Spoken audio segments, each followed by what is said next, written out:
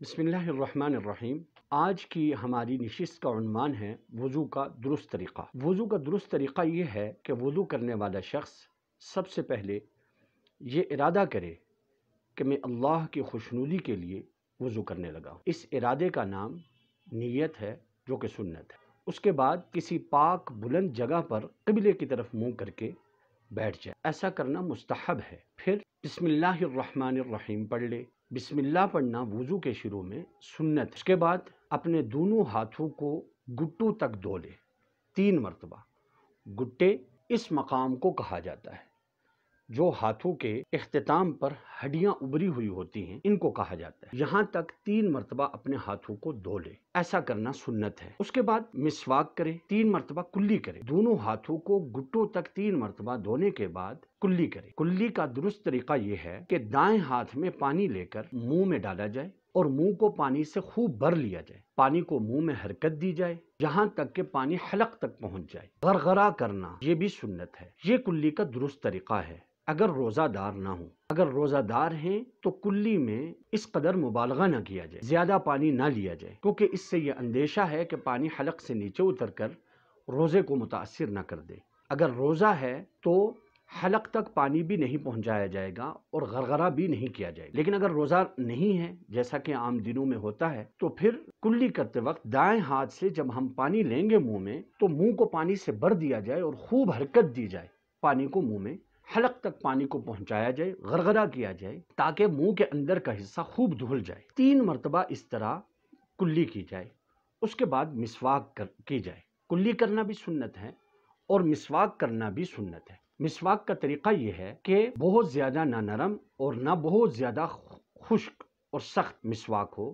ایک بالشت کے بقدر لمبی مسواک جو 1 انگلی کے بقدر موٹی ہو، یا اس سے زائد بھی اگر ہو تو کوئی حرج نہیں، لیکن کم از کم اتنی موٹی ہو۔ ایسی مسواک کو دائیں ہاتھ میں لے کر اس کے ایک سرے کے نیچے اپنے دائیں ہاتھ کی چھوٹی انگلی کو رکھا جائے اور اوپر والے سرے کے نیچے اپنے دائیں ہاتھ کے انگوٹھے کو رکھا جائے، اور ہاتھ کی جو 3 انگلیاں ہیں یہ مسواک پر رکھی جائیں، مسواک کے اوپر رکھی جائیں۔ اس طرح سے مسواک کو پکڑ کر پہلے اوپر کے دانتوں کو دائیں طرف سے صاف کیا جائے، پھر بائیں طرف سے، پھر نیچے کے دانتوں کو پہلے دائیں طرف سے پھر بائیں طرف سے صاف کیا جائے۔ مسواک دائیں سے بائیں ہوتی ہے، چوڑائی میں ہوتی ہے، لمبائی میں مسواک نہ کی جائے تاکہ مسوڑے زخمی نہ ہوں۔ پھر جب ہم اوپر کے دانتوں کو دائیں طرف سے بائیں طرف سے، نیچے کے دانتوں کو دائیں طرف اور بائیں طرف سے صاف کر لیں گے تو یہ 1 مرتبہ مسواک ہوگی۔ مسواک کو منہ سے نکال لیں، نچوڑیں، پانی میں بھگوئیں اور پھر دوبارہ اسی طرح مسواک کریں۔ پھر منہ سے نکال کر نچوڑیں، پانی میں بھگوئیں اور تیسری مرتبہ پھر اسی طرح مسواک کریں۔ 3 مرتبہ اس طرح مسواک کرنا سنت ہے۔ جب مسواک ہو جائے تو اس کے بعد دائیں ہاتھ میں پانی لے کر ناک میں پانی ڈالا جائے۔ 3 مرتبہ ناک میں پانی ڈالنا ہے اور تینوں مرتبہ بائیں ہاتھ سے ناک کو اندر سے صاف کرنا ہے۔ کوشش کرنی ہے کہ ناک کی نتنوں کی جڑوں تک پانی پہنچ جائے اگر روزہ دار نہ ہوں۔ اگر روزہ دار ہیں تو پھر نتنوں کی جڑوں تک پانی نہ پہنچائے، اس سے روزے کے متاثر ہونے کا اندیشہ ہے، کیونکہ خطرہ ہے کہ پانی حلق یا دماغ تک نہ پہنچ جائے جس سے روزہ ٹوٹ سکتا ہے۔ جب ناک کو اچھے طریقے سے صاف کر لیا تو اس کے بعد چہرے کو دھونا وضو میں اگلا عمل ہے۔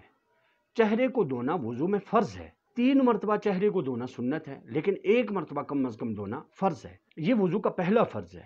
پیشانی کے بالوں سے لے کر ٹھوڑی کے نیچے تک اور ایک کان کی لو سے لے کر دوسرے کان کی لو تک اس سارے چہرے کو اس طرح دھویا جائے گا کہ درمیان میں کوئی جگہ خشک نہ رہے۔ ابروؤں کے نیچے کی جو جگہ ہے اس جگہ کو بھی اچھے طریقے سے دھویا جائے تاکہ پانی یہاں بھی پہنچ جائے۔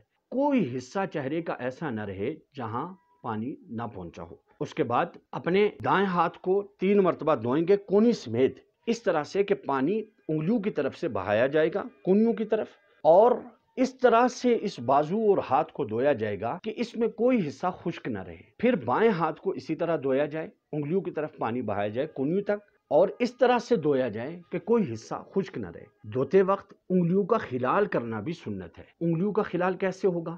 اس کے 2 طریقے ہیں۔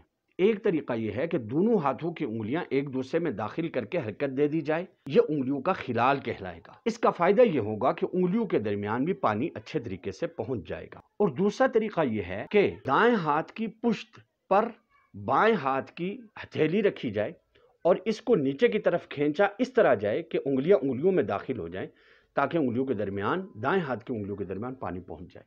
پھر اسی طرح بائیں ہاتھ کی پشت کو دائیں ہاتھ کی ہتھیلی پر رکھا جائے اور دائیں ہاتھ کی ہتھیلی کو اس طرح نیچے لایا جائے کہ انگلیاں انگلیوں میں داخل ہو جائیں، تاکہ بائیں ہاتھ کی انگلیوں کے درمیان بھی پانی صحیح طریقے سے پہنچ جائے۔ یہ بھی فرض ہے۔ ہاتھوں کو کونیوں سمیت دھونا یہ بھی فرض ہے۔ 3 مرتبہ دھونا سنت ہے، لیکن 1 مرتبہ کم از کم دھونا فرض ہے۔ اس کے بعد پورے سر کا مسح کرنا ہے۔ چوتھائی سر کا مسح کرنا فرض ہے، لیکن پورے سر کا مسح کرنا سنت ہے۔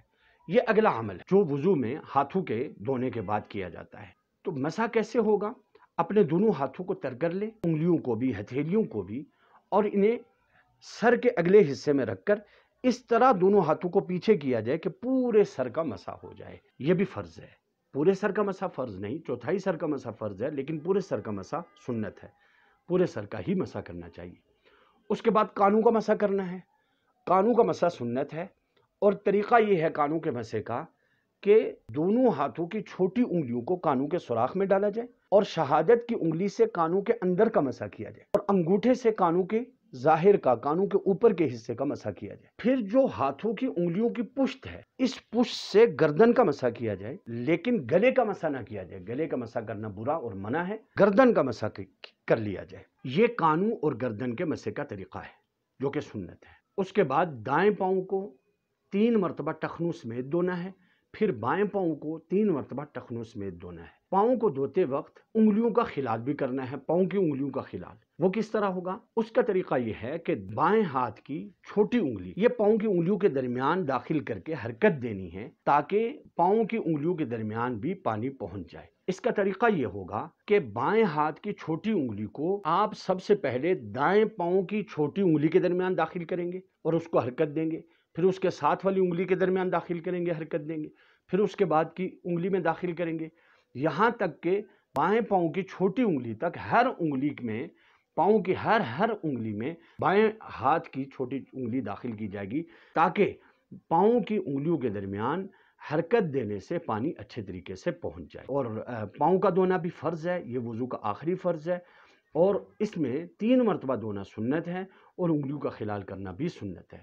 اس طریقے سے جب ہم وضو کریں گے تو انشاءاللہ ہمارا وضو سنن کی، آداب کی اور فرائض کی رعایت کے ساتھ ہوگا۔ اور اگر ہم تیزی میں اس طرح وضو کر دیں کہ ہم چہرہ صحیح طریقے سے نہ دھو سکیں، یا ہم ہاتھوں کو کونیوں تک صحیح طریقے سے نہ دھو سکیں، یا ہم نے مسح صحیح طریقے سے نہیں کیا، یا ہم نے پاؤں کو صحیح طریقے سے ٹخنوں تک نہیں دھویا، تو ایسی صورت میں ہمارا وضو ہی نہیں ہوگا، کیونکہ وضو میں 4 چیزیں فرض ہیں۔ چہرے کا دھونا، پیشانی کے بالوں سے ٹھوڑی کے نیچے تک، ایک کان کی لو سے لے کر دوسرے کان کی لو تک۔ پھر دوسرا فرض ہے دونوں ہاتھوں کو کونیوں سمیت دھونا، اس طرح سے کہ کوئی جگہ خشک نہ رہے، یہ بھی فرض ہے۔ تیسرا فرض ہے چوتھائی سر کا مسح کرنا، اور چوتھا فرض ہے دونوں پاؤں کو ٹخنوں سمیت دھونا۔ یہ 4 چیزیں وضو میں فرض ہیں۔ اگر ان میں سے کوئی فرض ہم نے چھوڑ دیا تو ہمارا وضو ہی نہیں ہوگا۔ لیکن اس کے علاوہ باقی چیزیں جو میں نے بتلائیں اور جس ترتیب سے میں نے وضو بتلایا، یہ سنن اور مستحبات کی رعایت کے ساتھ کیا جانے والا وضو ہے۔ انشاءاللہ ایسا وضو اپنے اثرات بھی رکھے گا، اور عند اللہ ہمارے لیے موجب اجر و ثواب بھی ہوگا۔ اللہ رب العزت ہمیں عمل کی توفیق عطا فرمائے۔ واللہ اعلم بالصواب۔